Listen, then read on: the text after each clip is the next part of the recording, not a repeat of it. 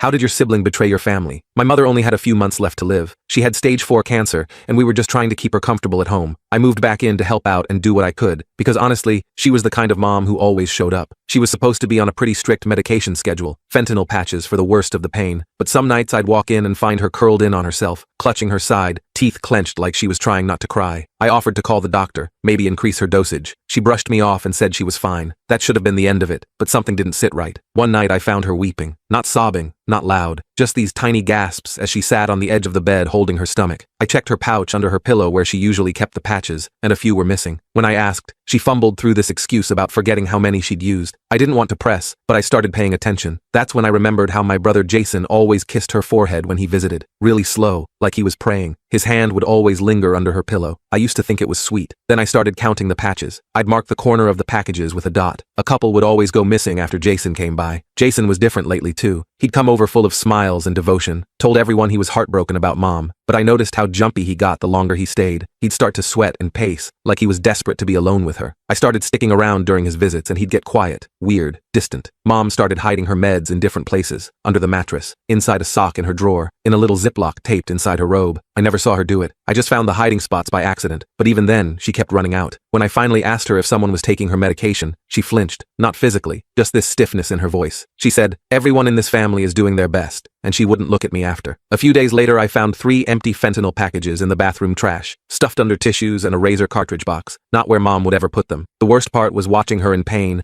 and knowing she was timing her relief around Jason's visits. She'd wait hours just to make sure he didn't have the opportunity to steal more, and even then, he'd find a way. She finally broke one night. I found her shaking and pale, and she asked if I'd sit in her room when Jason visited. She didn't explain, just asked, quiet, embarrassed. I said yes. I didn't even think. I just sat. That night, I installed a small camera in the room. It looked like a clock. She nodded when I told her. No words, just that same tired look. The footage nearly broke me. Jason bent over to kiss her like always. Then his hand slid under the pillow, and he pocketed the patch in one clean motion. She didn't move. She just lay there, eyes closed, pretending. I confronted him alone. He didn't deny it. He even seemed proud of it. Said he could get his fix for free. He even blamed us. Said no one noticed because we were all too focused on Mom. She's dead anyway. Why does she matter more? I stood there feeling sick. It's at that moment that Mom called for us. She'd heard. She told us both she knew all along, that she had tried asking her doctor for more, but there were limits. She said she didn't want her last days to be filled with fighting. Her voice was weak, but firm. I called Jason outside the next day. He looked ready for a fight. I handed him an envelope. Inside was some money and the address of a rehab facility. I looked him straight in the eyes and said, "You have 2 choices. Get help now, or don't come back until after she's gone." And Jason